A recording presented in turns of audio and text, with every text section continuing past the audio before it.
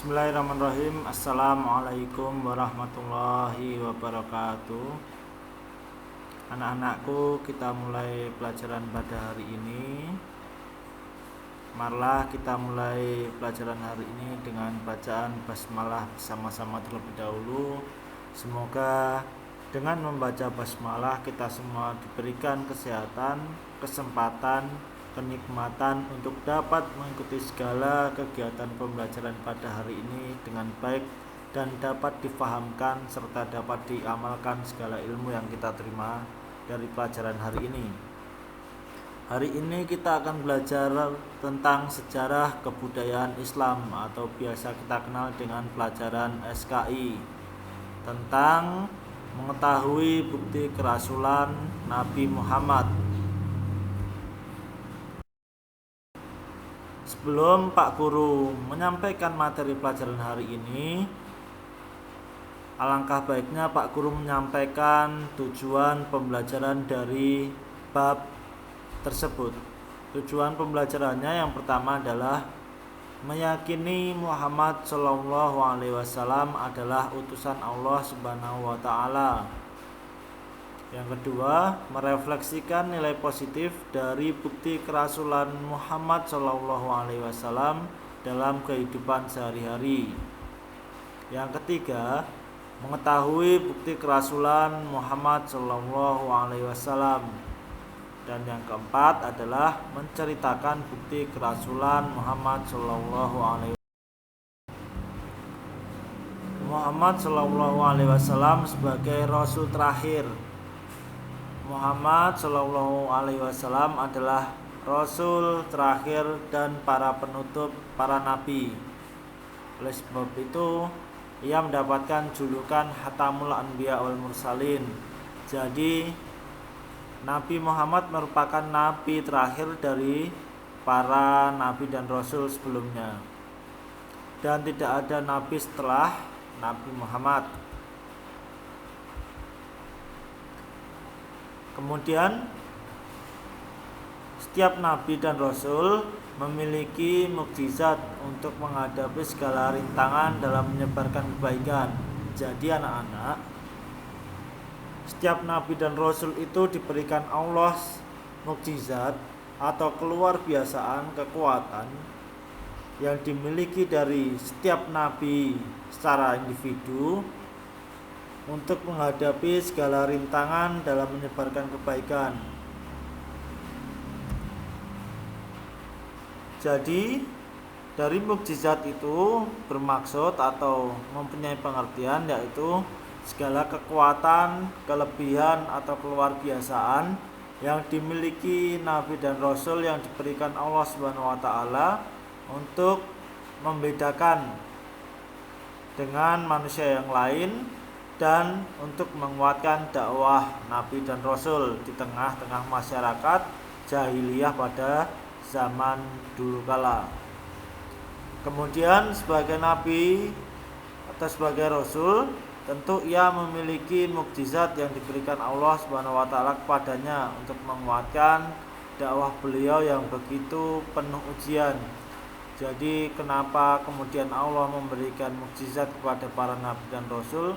Karena pada zaman tersebut untuk menyebarkan ajaran-ajaran Islam, untuk menyebarkan segala kebaikan itu memiliki tantangan yang luar biasa. Maka dari itu seluruh nabi dan rasul diberikan oleh Allah mukjizat untuk dapat menguatkan dari dakwah yang dilakukan.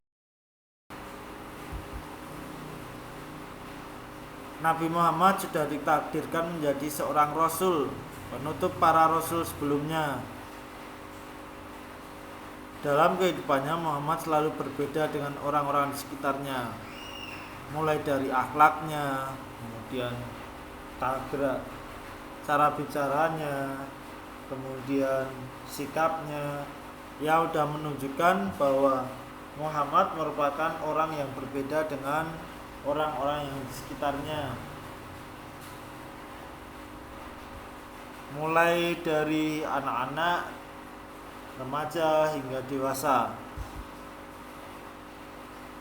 Dari akhlaknya itu dapat menjadi contoh kita semua dalam menghadapi kehidupan bermasyarakat pada sekarang ini. Nah, inti dari kegiatan pembelajaran hari ini adalah tentang bukti kerasulan Nabi Muhammad.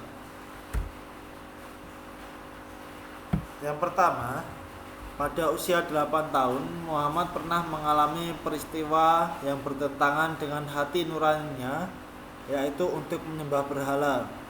Jadi pada usia 8 tahun tersebut Nabi Muhammad pernah diajak oleh kerabatnya, oleh saudaranya untuk menyembah berhala-berhala yang ada di sekitar Ka'bah, yang notabene itu merupakan ajaran-ajaran yang menyimpang dari ajaran agama Islam.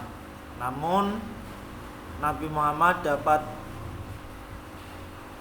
menolaknya dengan penuh sopan santun, lembut, dan tidak menyinggung orang yang mengajaknya. Itu merupakan salah satu bukti tanda kerasulan Nabi Muhammad. Yang kedua, pada usia 12 tahun Muhammad diajak pamannya berdagang ke kota Syam. Nah, pada usia remaja seperti ini itu memiliki keistimewaan. Pada usia 12 tahun Nabi Muhammad sudah mampu berdagang ke kota Syam dengan diajak pamannya.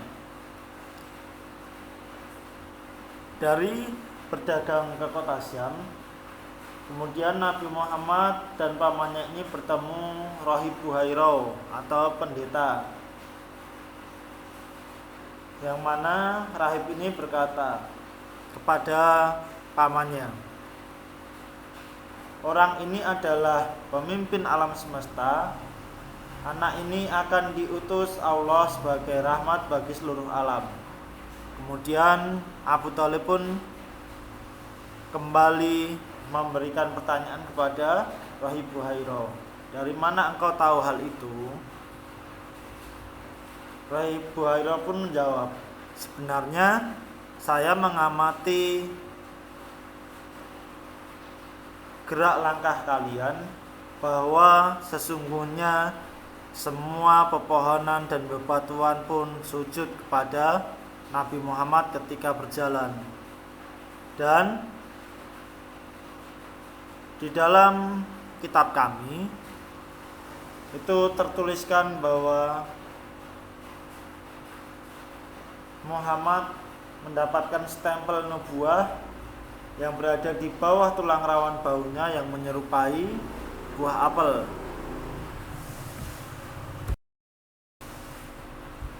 Dan yang ketiga adalah pada usia 15 tahun Muhammad ikut bergabung dengan Perang Fijar.